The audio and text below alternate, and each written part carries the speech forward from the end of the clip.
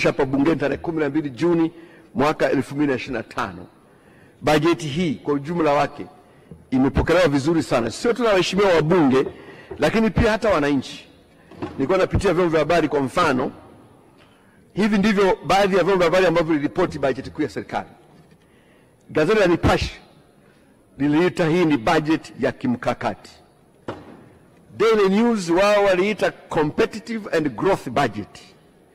The Citizen wakaita made for Tanzania. Maana yake ni kwamba ni budget inayokwenda kuchochea sekta ya kuongeza thamani. Mwananchi wao waliita pia budget ya kimkakati. Na Habari Leo wenyewe wakasema budget ya konga mioyo ya wananchi. Kwa hivyo Mheshimiwa Waziri, budget ambayo umewasilisha imepokelewa vizuri na umma wa Tanzania pamoja na waheshimiwa wabunge.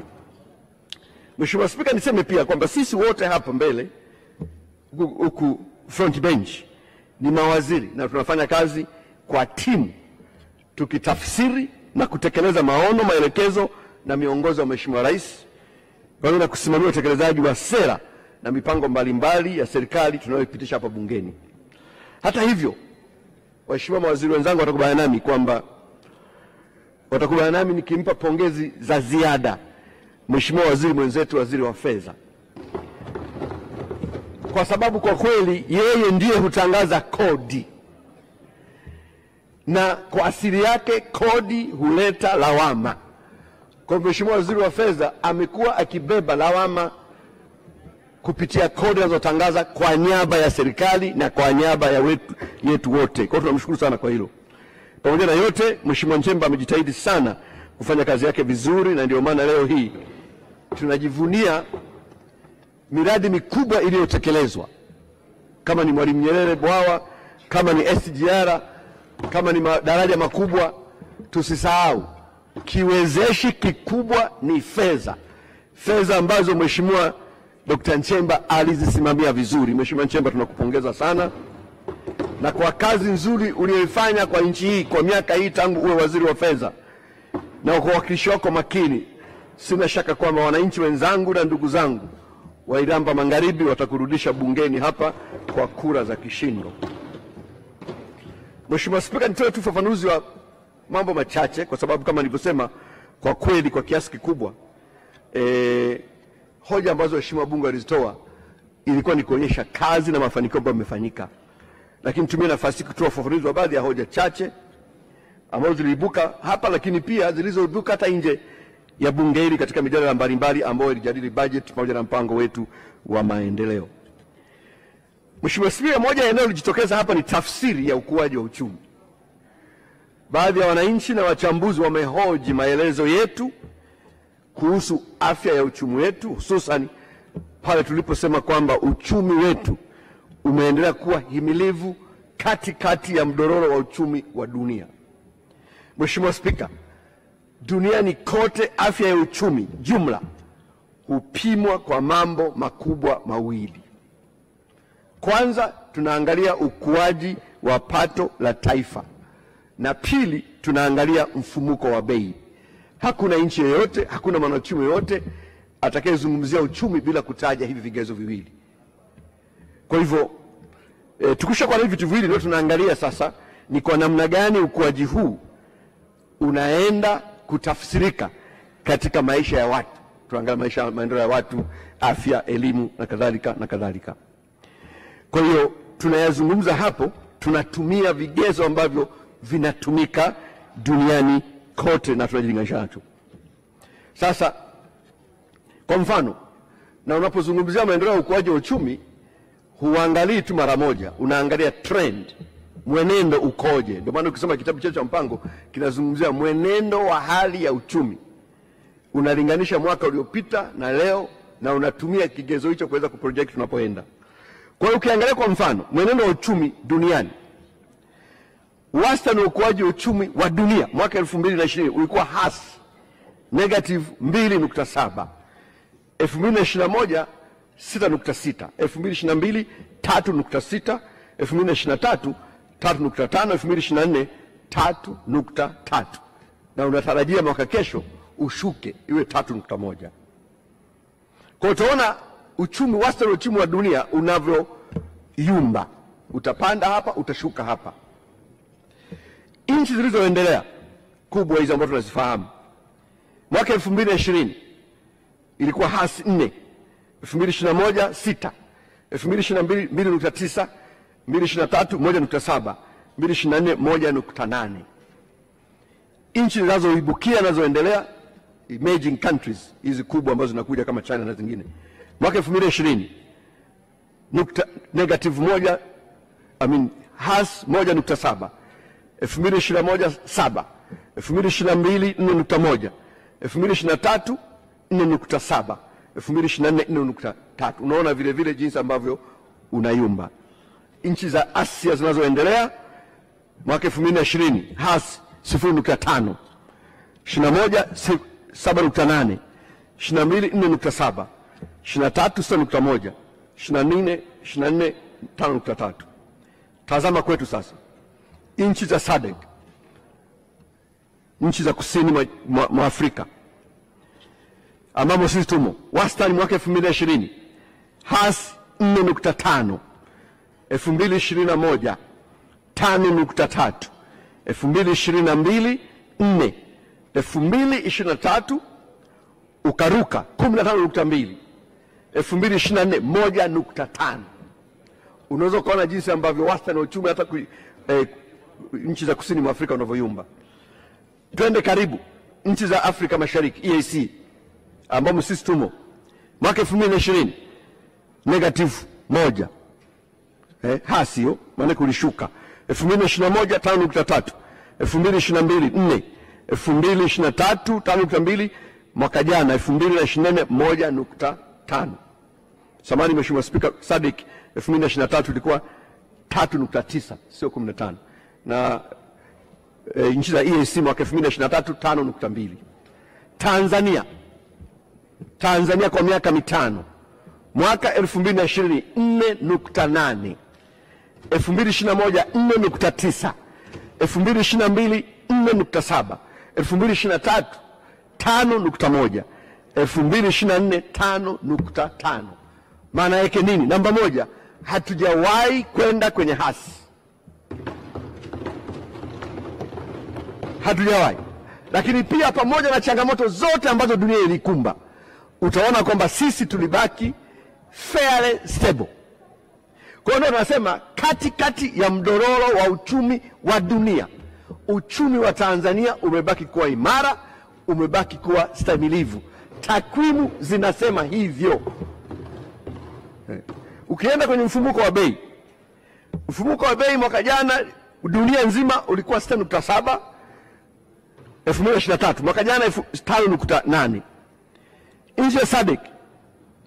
Nchi ya SADC ambao si mtumo, wastani mfumuko wa bei 50.3 mwaka jana, mwaka 2023.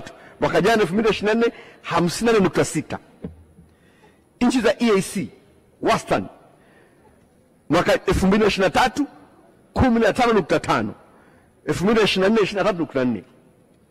Tanzania 2023 mfumuko wa bei 3.8, mwaka jana 2024 3.1. Kwa miaka 10 mfululizo mfumuko wa bei wa Tanzania umebaki ndani ya wigo kati ya 3.5. Sasa tukisema haya, Mheshimiwa Spika, tukizungumza haya tunazungumza tu ukweli wa kitakwimu. Na sisi pamoja na hali yote tunasema, pamoja na hali hiyo uchumi wetu umeonyesha ustahimilivu wa hali ya juu sana. Katika kipindi cha miaka 20 uchumi wetu umeweza kukua kwa wastani wa 6.2, 20 years consecutively. Lengo letu la muda mrefu kama taifa, tunataka kuona uchumi wetu unakuwa angalau kwa asilimia kati ya 8 mpaka 10 kama alivyosema Profesa Muhongo, ili uweze kuongeza kasi ya kupunguza maskini na kuweza kuzalisha ajira. Ndio lengo letu. Na ndio maana kwenye dira inayokuja tumeweka wazi, Mheshimiwa Spika, kwamba kiwango cha kuwa uchumi kiwe ni hicho. Nataka twende tukuze uchumi zaidi, tufikie angalau dola za Kimarekani trilioni 1 ifika mwaka 2050. So Mheshimiwa Spika, Tunaposema hivi hatujivuni wala hatusemi kwamba tumeendelea sana au safari yetu imeisha au ghafla uchumi wetu umekuwa mkubwa kuliko wote duniani. Hapana.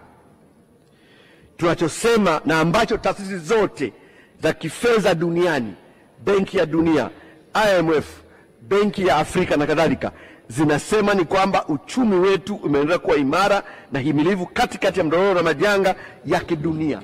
Hii ni tathmini ya taasisi zinazoheshimika duniani, zinazoheshimika katika kutathmini hali ya uchumi. Na Mheshimiwa Waziri wa Fedha amekuwa akieleza kila mara hapa juu ya tathmini ya taasisi za kutathmini madeni kama za Moody's.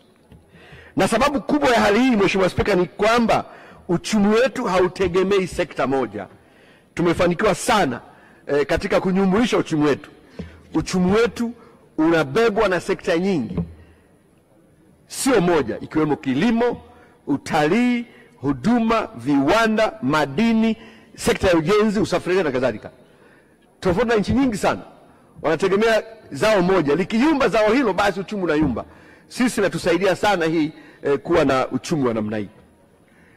So, Mheshimiwa Spika, kama nilivyosema, siku 7 tulizokaa hapa kujadili bajeti hii, tumeonyesha kwa sauti na mifano hatua kubwa tuliopiga katika nyanja mbalimbali katika miaka hii minne. Nilifanya hivyo katika hotuba yangu, alifanya hivyo Mheshimiwa Waziri wa Fedha katika hotuba yake. Waheshimiwa wabunge waliopata nafasi ya kuchangia wamefanya hivyo katika michango yao, wakijikita kwenye yale makubwa yaliyofanyika katika majimbo yao. Na waheshimiwa mawaziri na naibu waziri waliofanya hivyo jana na leo walifanya hivyo pia, wakati wanachangia katika bajeti hii. Na mimi kama nilivyosema, sikusudii katika hatua hii kurudia ambayo yameshasemwa zaidi ya kutoa muhtasari na hitimisho. Na nisisahau, Mheshimiwa Spika, ile hotuba yako kwa Mheshimiwa Rais tunampa tuzo ilibeba kila kitu. It was a very comprehensive analysis ya kile ambacho tumefanya katika miaka minne. Kwa hivyo kwa Mheshimiwa Spika, katika siku 7 hizi tumeonyesha kwa kweli kuwa serikali ya CCM inayoongozwa na Mheshimiwa Dr. Samia Suluhu Hassan imetekeleza wajibu wake katika nyanja zote. Na tukumbushane kidogo kwamba kuhusu kazi za serikali. Serikali ni nyenzo sahihi. Ili tupimane vizuri, ni muhimu tukakumbushana juu ya majukumu ya serikali. Serikali ni chombo cha kusimamia mambo makubwa matatu. Kwanza, amani, ulinzi na usalama. Na jana Mheshimiwa Waziri wa Ulinzi ameonyesha hapa kwamba nchi yetu, majeshi yetu, vyombo vyetu vya ulinzi na usalama vimeendelea kuwa imara, vinasimamia swala la ulinzi na usalama, na ndio maana nchi yetu inaendelea kuwa na amani. Sasa watu wengine hata wakisikia tu kwamba nchi yetu ina amani wananuna. Ukweli ni kwamba nchi yetu bado ina amani, nchi yetu bado salama, nchi yetu bado tulivu. Hatutaogopa wala kuona aibu kusema hivyo, na watu tunaiombea iendelee kudumu katika amani na usalama. Shughuli ya pili, serikali inasimamia haki na sheria. Humo ndio kuna utawala bora, utawala wa sheria, demokrasia. Tumeendelea jambo hili kulisisitiza na kulihimiza, na waheshimiwa mawaziri jana wamenieleza vizuri. Tatu, serikali ni chombo cha kusimamia maendeleo. Maendeleo gani? Mosi, huduma za uchumi. Ndio maana tunajenga barabara, tunajenga reli, tunajenga maviwanja ya ndege, tunaweka umeme.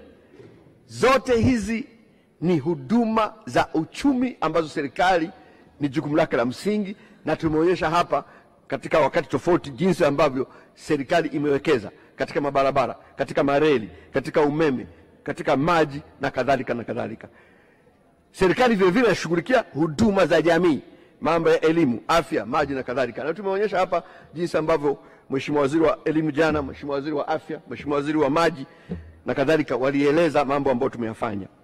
Lakini serikali ina jukumu la kuweka mazingira wezeshi katika kufanya shughuli za kiuchumi, uzalishaji, uwekezaji, biashara na kadhalika na kadhalika. Majukumu yote haya ukiangalia serikali tumeyafanya. Tumeonyesha jinsi ambavyo uwekezaji umepiga hatua, jinsi ambavyo biashara zinaendelea kufunguka na kadhalika na kadhalika. Kwa Mheshimiwa Spika, kazi kubwa imefanyika. Mheshimiwa Spika, Tanzania imejijengea heshima kwa mambo mengi. Ukiacha heshima tuliyojijengea, ya kuongoza mapambano ya ukombozi katika bara la Afrika, sifa kubwa inayotambulisha Tanzania kimafanikio ni mafanikio yetu katika kutoa huduma za jamii. Mheshimiwa Spika, tunasifika duniani kwa kutumia fedha zetu kwa ajili ya kuwekeza katika rasilimali ya kudumu katika mali ya taifa yenye thamani kuliko zote, ambayo ni watu wake. Rasilimali kubwa tulionayo kama nchi ni watu wetu, na serikali miaka yote imeendelea kuhakikisha kwamba tunawekeza, na tumefanya hivi miaka yote kwa sababu tunatambua kuwa maendeleo ya kweli ya uchumi hayawezekani ikiwa wananchi ni wajinga au wameelemewa na maradhi. Lazima tuendelee kupiga vita ujinga, tuendelee kupiga vita maradhi. Hii imekuwa ni ajenda yetu ya kudumu, na kupiga vita umaskini. Na ndio maana serikali hii ya Rais Samia imewekeza katika kutoa elimu bila ada, kuanzia elimu ya awali mpaka kidato cha 6. Na katika kipindi cha miaka minne serikali imetumia shilingi trilioni 1 bilioni 308 milioni 945 1.3 trilioni, ikiwa imewekeza kwenye kutoa elimu bila ada, elimu ya awali mpaka form 6. Tafuteni Afrika ni nchi ngapi zinafanya hivyo.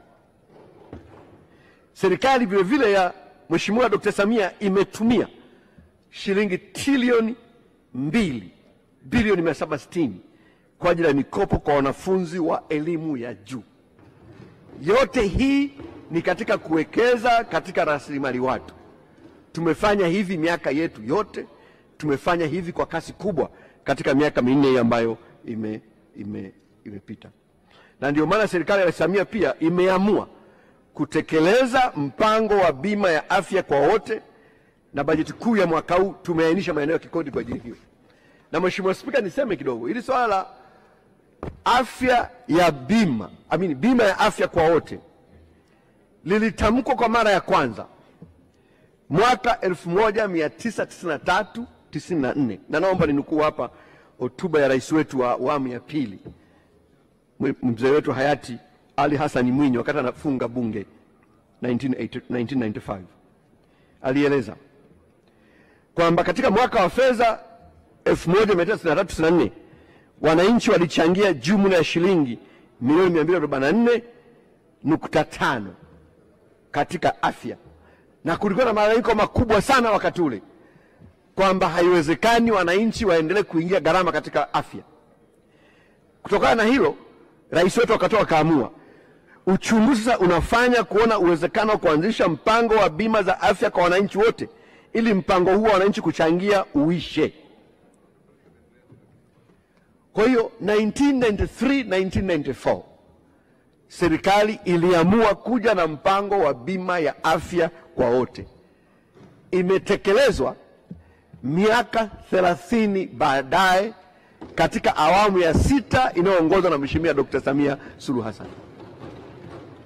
Mwaka jana, Mheshimiwa Spika, bunge lako hili limepitisha sheria ya bima ya afya kwa wote, na mwaka huu waziri wa fedha ameweka vyanzo maalum kwa ajili ya kuona kwamba mpango huu wa bima ya afya kwa wote unaanza. Sasa tukisema haya ni mafanikio makubwa, unakataa vipi? Miaka 30 baadaye ndio tunatekeleza bima ya afya kwa wote. Mheshimiwa Spika, ningekuwa kwenye mkutano wa hadhara ningetamka neno fulani, kingoja tuendelee. Mheshimiwa Spika, hakuna shaka kwa maelezo haya, hakuna shaka kwa maelezo kwamba katika miaka hii minne ya uongozi wa Dr. Samia kazi kubwa imefanyika na mafanikio makubwa yamepatikana. Sasa wale ambao hawaoni, naomba niazime maneno ya rais wa awamu ya pili kama nilivyosema awali, hayati Ali Hassan Mwinyi katika hotuba yake ya kulivunja bunge la 6 aliyoitoa tarehe 24 Julai mwaka 1995 baada ya kuwa ameeleza mafanikio ya serikali yake yaliyopatikana katika kipindi cha miaka 10 ya utawala. Alisema hivi, na nukuu: waheshimiwa wabunge, asiye yaona maendeleo kwa sababu macho ni magonjwa, atege masikio asikilize haya tunayosema. Na ningeweza kusema, waheshimiwa wabunge, asiyeona maendeleo kwa sababu macho ni magonjwa atege masikio asikilize haya tunayoyasema. Kwa hiyo Mheshimiwa Spika, baadhi ya watu kukataa kuona maendeleo katika jamii yetu haijaanza leo. 1995 mzee wetu Ali Hassan Mwinyi aliliona hili, lakini akasema kama macho ni changamoto, tega sikio lako. Muhimu ni kwamba wananchi walio wengi wanaona na wanaunga mkono kazi inayofanywa na serikali ya CCM. Hii ndio jambo la msingi. Na Mheshimiwa Spika, nilipotoa takwimu juzi, wananchi wangapi wanaunga mkono serikali hii, maneno mengi yamezungumzwa kwenye mitandao, lakini unapinga takwimu kwa takwimu. Mimi nimeeleza takwimu, nimeeleza chanzo chake, nikawapa mpaka link ipo. Kaangalie Afrobarometer Research Survey ya mwaka 2024 inasema nini nchi mbalimbali za Afrika. Ni ukweli kwamba Watanzania walio wengi wanaunga mkono serikali ya CCM. Huu ni utafiti. Ni utafiti. Na mimi nimeshiriki kwenye mambo kwa muda mrefu kidogo. Kwa hiyo hapa tuzungumzii mambo, tunazungumzia utafiti. Utafiti upingwa kwa utafiti, sio kwa hasira.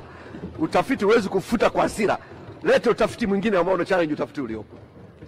Kwa sasa utafiti tunao unaonyesha kwamba Watanzania wengi, moja, wanaridhishwa na kazi ya serikali ya CCM. Pili, Watanzania walio wengi wanaunga mkono rais wao Dr. Samia Suluhu Hassan. Sitaki kusema siri hapa kwa sababu Mheshimiwa Spika, nimeshiriki kwenye tafiti hizi kuelekea uchaguzi mkuu. Chama cha Mapinduzi hakiingii kwenye uchaguzi bila utafiti. Tumefanya utafiti, hali ni nzuri sana. Mheshimiwa Spika, napoenda kuhitimisha niseme maendeleo ni mapambano ambayo hayana mwisho. Maendeleo ni mchakato endelevu. Hakuna nchi yote tafika mahala sisi tumemaliza kuendelea tuachie hapa. Hakuna. Kila nchi inapambana kuendelea. Ni mchakato endelevu. Na katika mchakato huu tutapata mafanikio, tutapata matatizo. Katika mchakato huu yapo mambo tutapatia, yapo mambo hatutapatia. Na ndivyo imekuwa hivyo, na ndivyo ilivyo duniani kote. Muhimu katika mchakato wa maendeleo ni kujua tunataka kwenda wapi na namna ya kufika tunapotaka kwenda. Katika uongozi wake wa miaka 24, tanisamehe Mheshimiwa Spika, napenda kumnukuu Mwalimu Nyerere kwa sababu ni mwanzilishi wa taifa letu. Mwalimu Nyerere alifanya mengi makubwa, lakini yapo mambo alikosea na akayasahihisha, ikiwemo kufuta vyama vya ushirika na kufuta serikali za mitaa. Baadaye mwenyewe alijuta na akayasahihisha. Katika hotuba yake ya mwisho bungeni wakati anaaga rasmi kama rais, alihitimisha kwa kueleza mafanikio yake makubwa na matatizo aliyokuwa ameyaacha kwa mrithi aliyekuja. Alisema, kazi kubwa niliyoazimia kuifanya ni kazi ya kujenga taifa lenye umoja kwa msingi wa heshima na usawa wa binadamu. Tunalo taifa moja lenye umoja ambalo msingi wake ni heshima na usawa wa binadamu. Na unaweza kusahau yote aliyofanya Nyerere ukakumbuka hilo kwamba tunalo taifa lenye umoja. Lakini kwa uungwana wake hakuishia hapo. Alisema mafanikio yetu ni makubwa sana, na hasa wananchi wetu sasa wanatembea kwa heshima na kujiamini na wana haki ya kujivunia kwa Watanzania. Pamoja na mafanikio haya, Mwalimu Nyerere hakusita wala kuona aibu kueleza matatizo aliyokuwa ameyaacha. Alisema hali ya uchumi wetu bado ni mbaya na itabaki kuwa mbaya kwa muda mrefu. Akaendelea, tunadaiwa madeni makubwa sana na mashirika ya kimataifa, na hii ndio kazi namwachia mrithi wangu. Kwa hiyo nchi hii, Mheshimiwa Spika, tunapoeleza mafanikio yetu hapa, hatufanyi hivyo kwa kujidai au kwa kusema sisi tu wajuzi sana kuleta maendeleo. Tunafanya hivyo kuonyesha juhudi na jitihada ambazo tumezifanya na mafanikio tuliyopata. Tunafanya hivyo kuonyesha kwamba katika safari yetu ya maendeleo tumepiga hatua kubwa, lakini tunatambua kwamba bado safari ni ndefu, na ndio maana tunaenda kupambana. Waasisi wa taifa hili, Mheshimiwa Spika, walitufundisha kuwa umuhimu sana kwa kiongozi ni ujasiri wa kubaini changamoto za wananchi na kuzishughulikia, lakini pia uungwana wa kubaini na kukiri makosa na kuyasahihisha kwa wakati mwafaka. Hiyo ndio nchi ambayo tumerithishwa nayo. Viongozi wetu wote na waheshimiwa wabunge, mkienda kusoma hotuba zao zote, hususan za mwisho, wameisha mafanikio mazuri, na kwa hiyo changamoto ambazo zimebaki lazima zishughulikiwe. Kwa hiyo ujasiri wa kukiri makosa na kuyafanyia kazi haijawahi kuwa udhaifu katika nchi yetu. Na ujasiri unahitaji kiongozi makini. Lazima tuwe na kiongozi mwenye ujasiri wa kubaini, kutambua, kubeba na kuendeleza mema yote yaliyopita na yanayoendelea. Ni jambo la msingi sana. Lazima utambue mema yaliyopo, yanayoendelea na uyabebe. Huo ni ujasiri. Lakini pia ukubali kubeba changamoto zilizoibuka ili uweze kuzishughulikia. Inahitaji kiongozi mwenye ujasiri wa namna hiyo. Na sisi tuna bahati, tunaye kiongozi ambaye Mosi aliweza kubaini mambo makubwa mazuri yaliyofanyika na mema yote akayabeba na akayaendeleza, na wote tumesema hapa katika wiki hii. Lakini tunaye kiongozi ambaye vile vile ni jasiri, hakuogopa kubainisha changamoto zilizokuwepo katika awamu iliyopita, akazibaini, akaziainisha, akaweka mpango wa kuzishughulikia, na ndiyo msingi wa 4R. Kwa hiyo ni jambo la msingi sana, Mheshimiwa Spika. Lakini ujasiri pia unahitaji chama makini cha siasa chenye uwezo wa kutoa mwelekeo sahihi wa kisera kwa wakati sahihi na unaokidhi mahitaji ya leo na cha kesho. Na kwa sasa, Mheshimiwa Spika, chama hicho kinaitwa Chama cha Mapinduzi.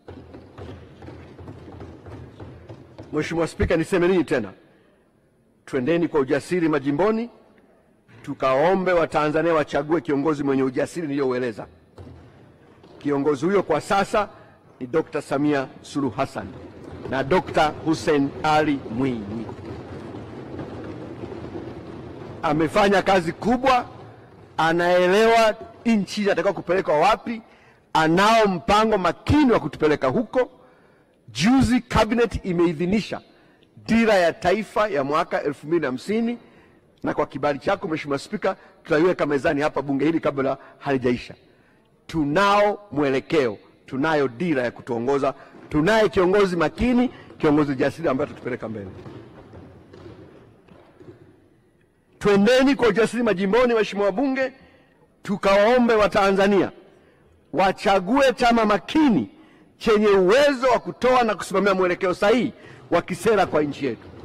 Chama hicho ni Chama cha Mapinduzi.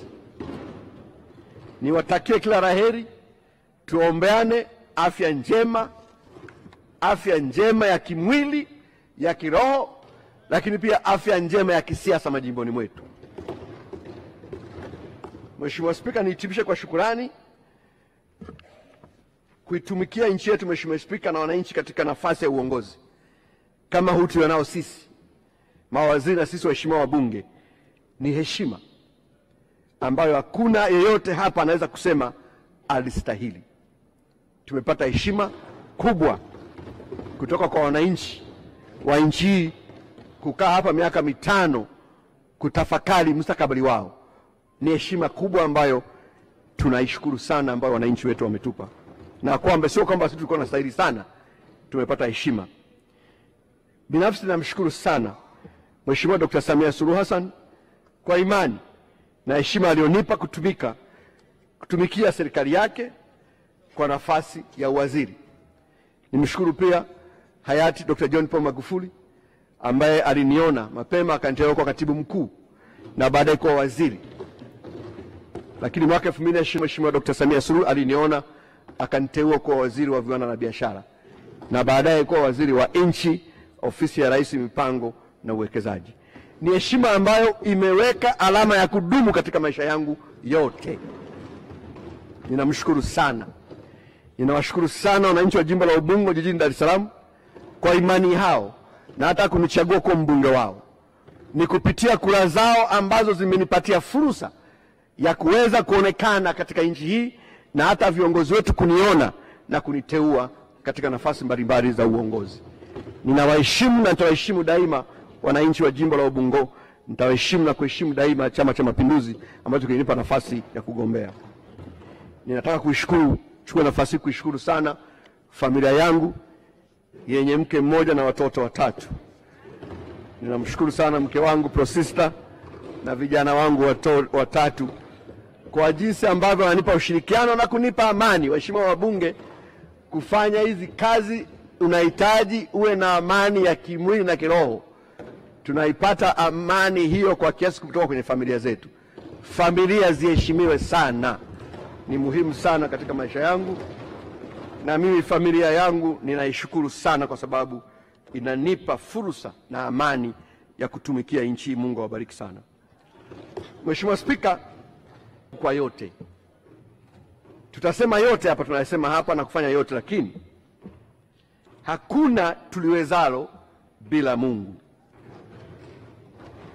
Hata kuonekana kwetu na hata viongozi wetu wakatuona ni neema tu ambayo tumeipata. Sisi kuwepo hapa katika nafasi hizi sio kwamba ni wajanja sana au tu wajuzi sana. Hapana, ni kwa neema tu. Na mliruhusu Mheshimiwa Spika, uniruhusu ninukuu tena maneno matakatifu kutoka kwenye Biblia niliyosoma siku kwenye mkutano mkuu wa Chama cha Mapinduzi pale Jakaya Kikwete Convention.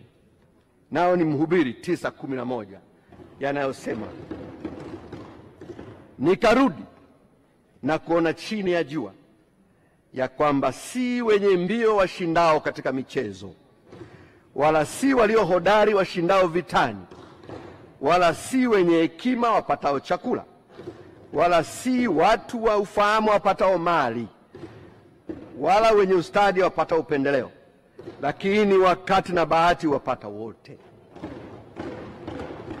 Kwa hiyo Mheshimiwa Spika, vyeo hivi bahati mbaya wakati mwingine huja na kiburi.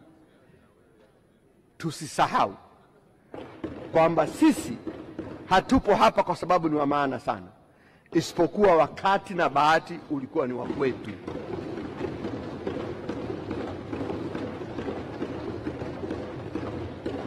Mheshimiwa Spika, baada ya maelezo hayo, ninakushukuru tena kwa fursa ulionipa ya kuhitimisha hoja yangu. Mungu ibariki Afrika, Mungu ibariki Tanzania. Mheshimiwa Spika, naomba kutoa hoja.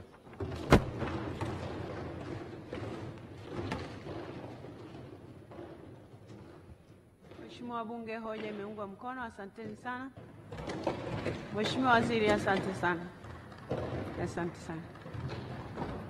Mheshimiwa wabunge, sasa nimwite Waziri wa Fedha, Mheshimiwa Dr. Mwigulu Lameck Nchemba Madelu aje ahitimishe hoja yake.